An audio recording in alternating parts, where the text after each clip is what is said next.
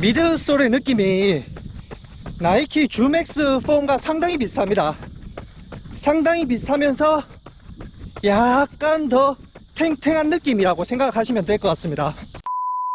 안녕하세요, 반갑습니다. 요즘 열심히 달리고 계신가요? 저는 이상하게 자꾸 컨디션이 떨어져서 걱정입니다. 그런데 계속 달리다 보면 다시 좋아지겠죠. 제 유튜브 시청자분들도 항상 화이팅입니다. 자, 제가 오늘 착용하고 달릴 신발은 아식스의 카본 플레이트 러닝화, 아식스의 최상위 플래그십 러닝화 메타스피드 스카이 플러스입니다. 제가 이 신발을 구입한 지 2달 정도 되었습니다. 그동안 계속 쭉 착용하고 있었는데요. 확실히 좋습니다. 전작보다 쿠션이 많이 추가되고 카본 플레이트 위치도 조금 수정이 되면서 이번 메타스피드 스카이 플러스 같은 경우에는 더 부드럽고 탄성도 더 좋아졌기 때문에 전작보다 업그레이드 되었습니다. 아식스에서는 메타스피드 스카이 플러스에 대해서 이렇게 소개를 합니다. 넓은 보폭과 힘있는 발구르기를 통해서 나아가는 스트라이드 주법을 구사하는 러너를 위한 레이스화, 그러니까 보폭이 넓고 탄력이 좋은 러너들을 위한 신발이라고 소개하는데요. 이런 소개글을 보시고 이렇게 생각하는 분들이 있을 수 있습니다. 아, 이 신발은 무조건 보폭이 넓은 분들만 신어야 되는구나. 나는 보폭이 좁기 때문에 이 신발을 절대 신으면 안 돼. 이렇게 생각하는 분들이 있던데요. 그렇게 생각하실 필요는 없습니다. 이런 소개글 같은 경우에는 어디까지나 브랜드 측의 셀링 포인트입니다. 그러니까 참고만 하시되 이런 소개글들 같은 경우에는 절대적인 기준이 될 수 없다는 겁니다. 예를 들어서 제가 직접 달리는 영상을 보신 분들은 아시겠지만 저는 보폭이 넓지 않습니다. 그리고 탄력도 좋은 편이 아니에요. 초보 수준입니다.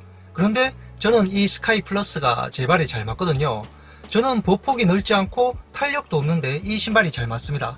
그러니까 이런 겁니다. 브랜드 측의 소개글은 참고만 하시되 그게 절대적인 기준이 될 수 없습니다.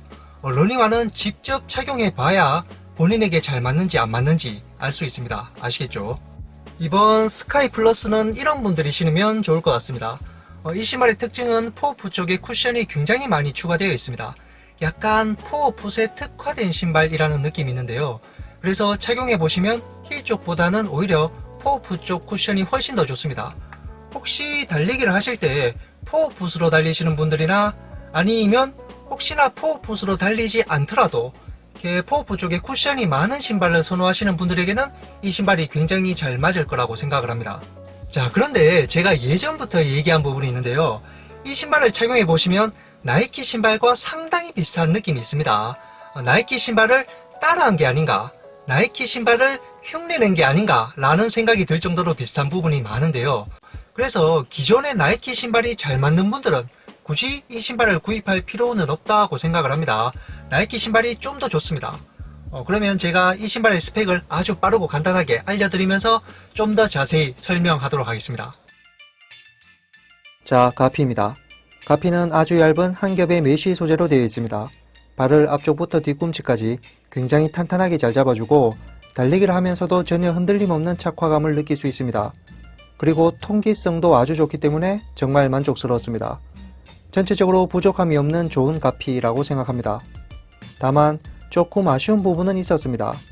일단 설포 부분을 보시면 굉장히 얇은 편입니다. 그리고 신발끈을 묶을 때 제대로 고정이 되지 않는 편이기 때문에 달리기를 하면 가끔씩 설포가 옆으로 돌아가는 경우가 있었습니다. 그리고 안쪽 부분이 말린다거나 겹쳐져서 찌그러지는 경우가 있었기 때문에 이 부분은 조금 아쉽긴 했습니다. 그리고 이 신발은 발 아치 쪽이 좀 타이트한 부분이 있는데요. 그래서 달리기를 하면 아치 쪽이 살짝 무너지는 느낌이 있습니다. 빠르지 않은 페이스로 달릴 때, 즉 조깅 페이스 정도에서는 발 아치 쪽이 무너지면서 발목이 바깥으로 빠지는 외번되는 느낌이 조금 있었습니다. 저는 크게 불편한 부분은 아니었습니다만 혹시 발목에 민감하신 분들이라면 참고하시면 되겠습니다. 자, 또 제가 하나 얘기하고 싶은 부분이 있는데요. 여기 가피를 한번 자세히 봐주세요. 좀 익숙한 모양이지 않나요? 네, 메타스피드 스카이 플러스의 가피 형태를 자세히 보시면 나이키 베이퍼플라이 넥스트 1에 쓰였던 비닐 형태의 베이퍼위브와 상당히 유사한 걸 확인할 수 있습니다. 가피가 많이 비슷해 보이시죠? 저는 메타스피드 시리즈를 볼 때 항상 나이키 신발을 흉내낸 것 같은 느낌이 드는 신발입니다. 신발끈 같은 경우에도 보시면 나이키 신발과 거의 똑같습니다. 베이퍼플라이 넥스트 2와 알파플라이에 사용되었던 신발끈과 굉장히 똑같이 보이시죠? 이렇게 비슷한 부분은 굉장히 많습니다. 다음 미드솔입니다. 메타스피드 스카이 플러스에는 아식스의 최상위 미드솔인 플라이트 폼 블라스트 터보 미드솔이 사용되었습니다. 줄여서 블라스트 터보라고 얘기하겠습니다. 블라스트 터보 미드솔은 TPA 계통의 소재를 사용했으며 부드러우면서 탄성이 아주 좋은 훌륭한 미드솔입니다. 포어풋은 34mm, 힐쪽은 39mm며 옵셋은 5mm입니다. 그리고 신발 무게는 현재 제 신발 270 사이즈 205g이 나옵니다. 자, 여기서 주의해야 할 점은 이 신발의 공식적인 옵셋은 5mm지만 실제 체감상 옵셋은 거의 제로에 가깝습니다. 다시 말해서 실제로 이 신발을 착용해 보시면 앞과 뒤의 높이 차가 거의 없는 것 같은 느낌인데요. 오히려 포어풋 쪽의 미드솔이 더 높게 느껴지고 뒤꿈치가 많이 낮은 느낌이 들기도 합니다. 뒤꿈치보다 포어풋의 쿠션이 훨씬 더 많이 느껴지기 때문에 개인차에 따라서 약간 호불호는 나뉠 거라고 생각을 합니다. 스카이 플러스는 포어풋에 특화된 느낌이 있습니다. 그리고 미드솔 중간에는 카본 플레이트가 삽입되어 있습니다. 전작보다 카본 플레이트의 위치가 조금 수정되었는데요. 카본 플레이트가 살짝 위쪽으로 올라가면서 좀 더 좋은 탄성감을 느낄 수 있도록 수정되었습니다. 아식스에서는 이 신발을 보폭이 넓고 탄력이 좋은 러너를 위한 신발이라고 소개하고 있지만 어디까지나 참고만 하시면 좋을 것 같습니다. 저 같은 경우에는 보폭이 넓지 않고 탄력도 없지만 이 신발이 잘 맞습니다. 그렇기 때문에 브랜드 측의 셀링 포인트는 참고만 하시면 되며 신발은 직접 착용해보고 판단하는 게 더 좋습니다. 블라스트 터보 미드솔은 부드러우면서 탄성이 좋은 느낌인데요. 천천히 달려도 충분히 좋은 느낌입니다. 천천히 달려도 괜찮습니다. 그런데 개인적으로 저는 블라스트 터보 미드솔은 어느 정도 빨리 달려줬을 때 더욱 훌륭한 착화감을 느낄 수 있었습니다. 시청자분들도 조깅 페이스보다는 약간 페이스가 빨라지면 훨씬 더 좋은 착화감을 느낄 수 있지 않을까 그렇게 생각을 합니다. 자, 그리고 중요한 부분이 있는데요. 제가 조금 전에도 얘기했지만 블라스트 터보 미드솔은 나이키의 줌맥스 폼과 상당히 비슷한 느낌이 있습니다. 줌맥스 폼을 따라한 게 아닌가 라는 생각이 들 정도로 비슷한 느낌이 있는데요. 물론 블라스트 터보 미드솔이 좀 더 탱탱합니다. 줌맥스 폼이 푹신하면서 탄성이 좋은 느낌이라면 블라스트 터보 미드솔은 줌맥스 폼과 비슷하면서 약간 더 탱탱한 느낌입니다. 블라스트 터보 미드솔은 TPA 계통의 소재를 사용했는데요. 줌맥스 폼의 PEVA 소재와 뿌리가 같습니다. 다시 말해서 두 미드솔은 거의 비슷한 소재로 만들었다 라고 생각해도 될 것 같은데요.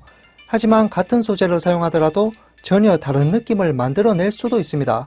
그런데 아식스는 최대한 줌맥스 폼과 비슷한 느낌을 만들어내려고 한 게 아닌가. 이건 제 개인적인 생각이긴 합니다만 아식스는 줌맥스 폼과 최대한 비슷하게 따라하려고 노력하면서 약간 좀 더 탱탱한 느낌을 만들어낸 것 같습니다. 다음 아웃솔은 이렇게 되어 있습니다. 아웃솔은 앞쪽과 뒤쪽에 고무가 붙어 있습니다. 내구성이나 접지력은 무난합니다. 달리기를 할 때 부족함 없는 괜찮은 아웃솔이라고 생각합니다. 특별히 나쁜 점 없이 무난했습니다. 그리고 아웃솔 축 모양을 보면 안쪽으로 휘어져 있는 걸 확인할 수 있습니다.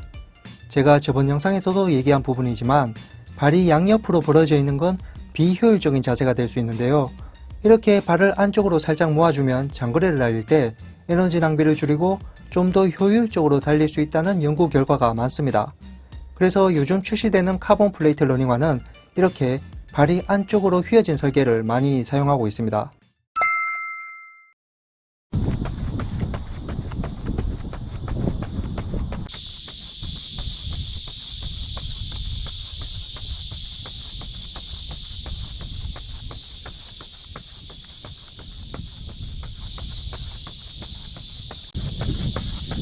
확실히 이 신발은 포어풋 쪽에 쿠션이 많기 때문에 공식적인 옵셋은 5mm지만 실제 체감상으로는 거의 제로 드랍에 가깝습니다.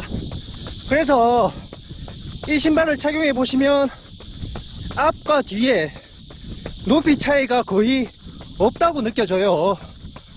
아니 오히려 뒤꿈치가 낮은 느낌도 있습니다. 스카이 플러스는 힐 스트라이크로 달려도 충분히 좋습니다. 그런데 약간 포어풋으로 달리시는 분들이 좀 더 유리하지 않을까. 아무래도 포어풋에 쿠션이 많다 보니까 포어풋으로 달리시는 분들에게 좀 더 잘 맞고 유리한 신발이 될 것 같습니다. 미드솔의 느낌이 나이키 주맥스 폼과 상당히 비슷합니다. 상당히 비슷하면서 약간 더 탱탱한 느낌이라고 생각하시면 될 것 같습니다. 저는 개인적으로 나이키 신발이 훨씬 더 좋습니다. 그런데 나이키 신발이 발에 잘 안 맞는 분들, 그런 분들에게는 이 신발이 좋은 대안이 될 수도 있다고 생각합니다.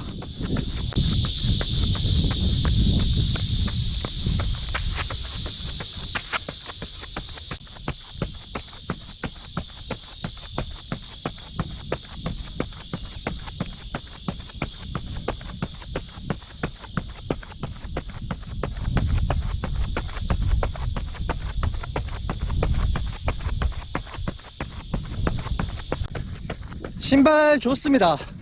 충분히 섹시한 신발입니다. 그리고 탄성도 정말 훌륭해요.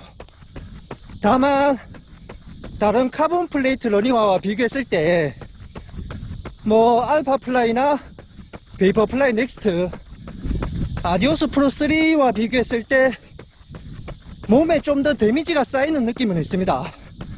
이 달리기를 하면 다른 섹시한 카본 플레이트 러닝화보다는 몸에 좀 더 데미지가 쌓여요. 좀 피곤한 느낌은 있습니다.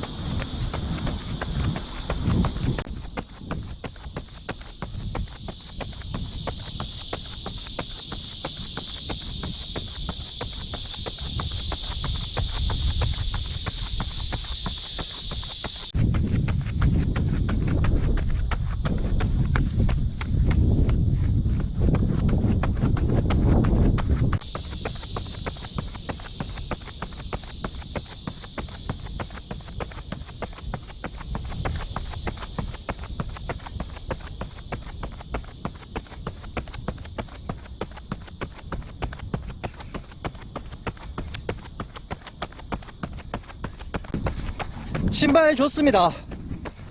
나이키의 주맥스 폼보다 살짝 더 탱탱한 느낌이라고 생각하시면 될 것 같은데요. 확실히 블라스트 터보 미드솔은 천천히 달릴 때보다는 어느 정도 빨리 달려줬을 때 더 좋은 착화감을 느낄 수 있습니다.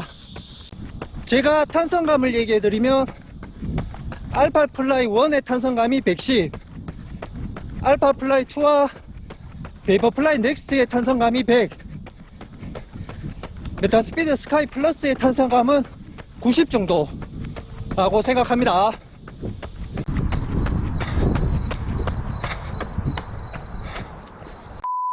자, 오늘 이렇게 10km 달리고 왔습니다. 역시 좋은 신발인 거 확실합니다. 나이키 신발보다 더 뛰어나다고는 생각하지 않지만 비슷한 퍼포먼스를 충분히 뽑아낼 수 있는 신발이기 때문에 좋은 신발이라고 생각합니다.